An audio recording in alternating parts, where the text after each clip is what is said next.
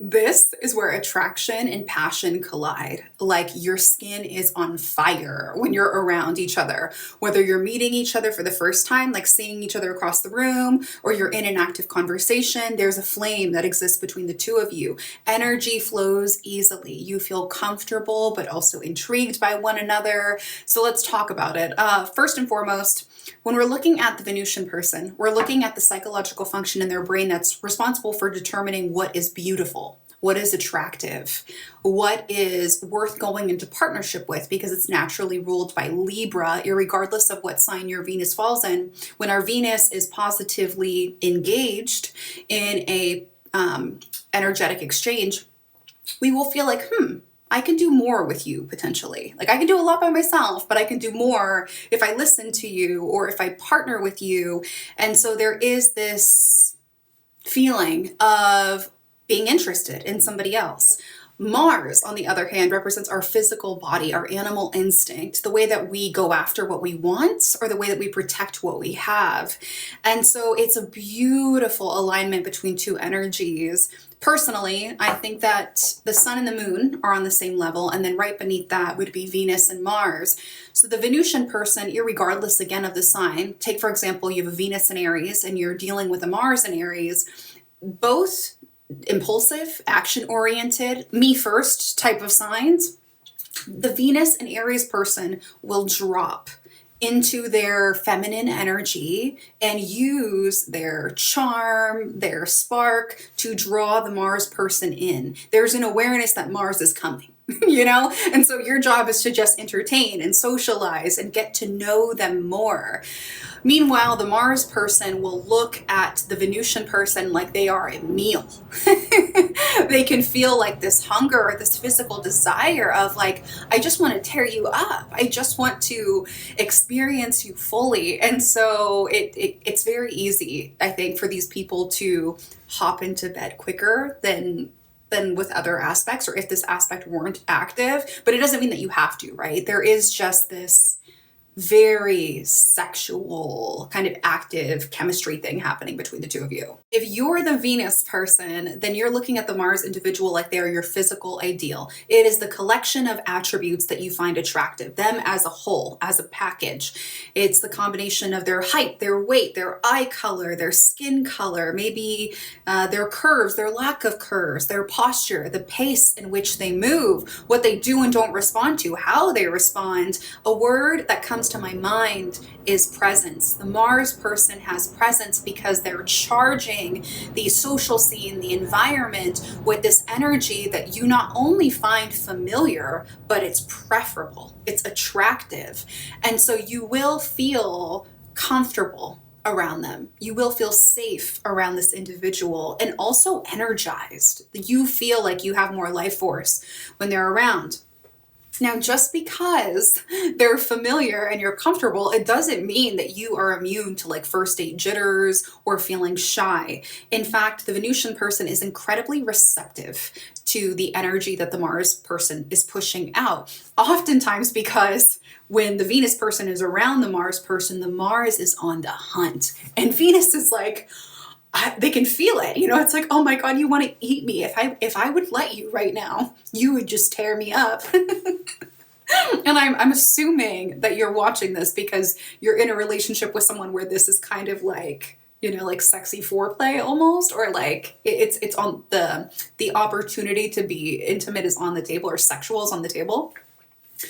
And the Venusian person is overstimulated by this and they get shy and even more receptive. Like they'll pull back a little bit and encourage a social activity as is determined by your Venus sign. So they could be like, let's go over here. Let's go check out this garden. Let's go play a sport. Let's go to a sporting event. Let's go to a concert, because they're trying to regulate and they're trying to regulate themselves and bring balance to the date. And one thing I really love, because it's kind of like a stereotypical wild card, is when it's the man's Venus that is being engaged by a woman's Mars, because they will take that extra step to properly court you. Like, I'm not just gonna hop into bed with you. I'm not totally against it, but I would like to take you out on a series of dates and do this right.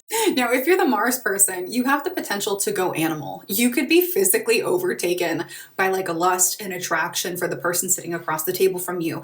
There is a physical, visceral response. I have something to hunt. I have something that I want. I have something that I want to taste, right? And it's this sweet little Venusian person sitting across from you.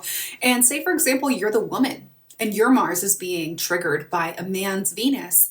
You're on a first date, conversation is flowing, things are going really well. You're starting to entertain like, maybe we could have a serious relationship. I like this person.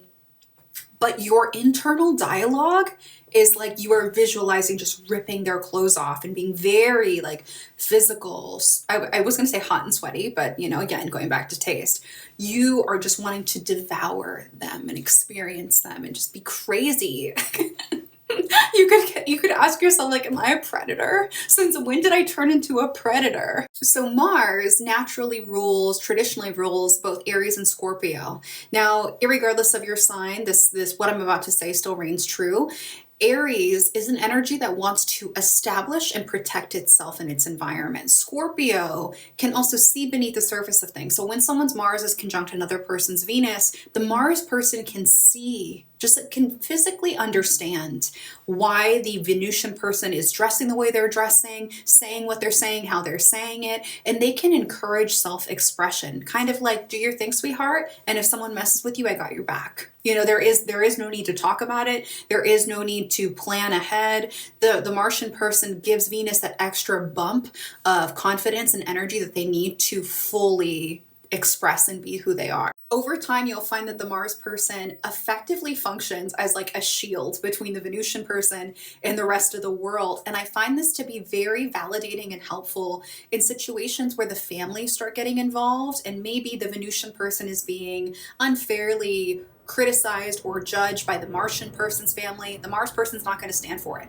You know, there is not going to be a mother-in-law from hell coming from the Mars person's side because you can't disrespect Venus that way. They fire as one, they function as one. And so the Venusian person can feel incredibly safe and supported by Mars's energy here. And the same is true in social situations. If ever you guys are out and about and there's someone who's acting a little sketchy or you're in an unsafe area or, you know, there's just a wild cracked out, I'm from San Francisco, you know, there's a wild cracked out person on the street who's moving towards you guys, the Mars person will just stand right there and be like, you just sit tight and pretty and do your thing and I got this. Okay, so let's say the roles are reversed. You're in a heterosexual relationship and the woman is the person whose Mars is activated.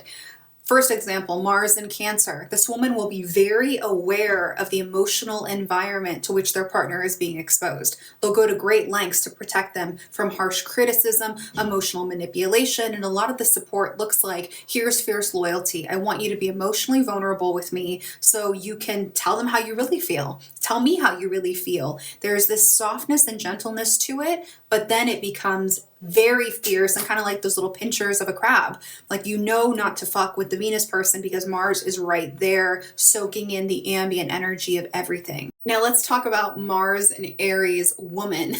So how this might show up is the Venus and Aries man might be speaking in a way that instigates conflict, that escalates a situation. The Mars and Aries person will come in like swinging. Like, let's take this outside. I don't want to talk about it. I want to be about it. This almost reminds me, this is not a romantic situation, but it reminds me of me and my sister. I'm a Venus and Aries. My sister is a Mars and Aries, and I'm constantly like, holding her hands back. Like, no, we're not fighting anybody. We're having intimate conflict. And so there's a recognition and an understanding of where the person is coming from. But then the Venus person might also be like, tone it down a little bit. You know, like, we don't have to like completely up the ante. And so that's another part of this dynamic. Let's talk about strengths and weaknesses. So strength number one is these two look really good together. They fire as one, they move as one, they complement each other really well, and you don't have to do a lot of explaining in order to get the person on board with you, your partner, either the Mars or the Venus person. Number two, strong physical, sexual, passionate connection. When you first start dating somebody and you have to like learn their rhythm and learn, what makes them feel good. It takes less time when your Venus is conjunct their Mars or vice versa. And kind of building on that is number three, the sexual compatibility and chemistry between you two doesn't die over time.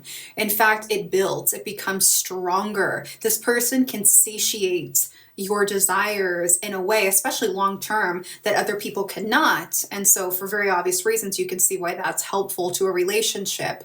Number four, you like doing things together. The Venus person has a list of social activities or activities period that they would like to do. And the Mars person, when they follow along or they tag along or they make those things happen, it strengthens their bond and brings them closer together and closer to joy and pleasure. Some weaknesses in this relationship. Number one, obviously you guys can be too focused on sex and the physical expression of the physical demonstration of your feelings for one another.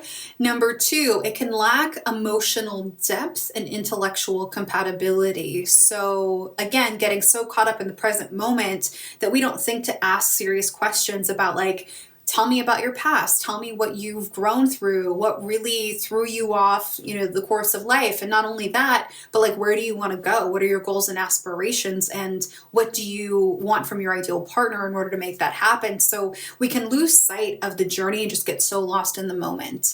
Another one is power struggles, because you guys expect the other person to have your back and to understand where you're coming from. And most often they do. When they do not, when the conflict exists between the two of you guys, which again is a perception thing. Usually it's the relationship against a problem, but that's not how everybody thinks about it. When you guys disagree, you guys are using the same tools to try and accomplish different outcomes, even though you don't know that's what's happening. And so it can feel like, here's the hack. Whatever sign your Venus and Mars falls in, take the lowest expression of that sign, and those are the criticisms that you guys will be fighting out between the two of you guys. So all in all, I said what I said at the beginning. I think this is a lovely, delicious aspect between two individuals. However, it must be supported by positive aspects to the moon, the sun, and the Mercury.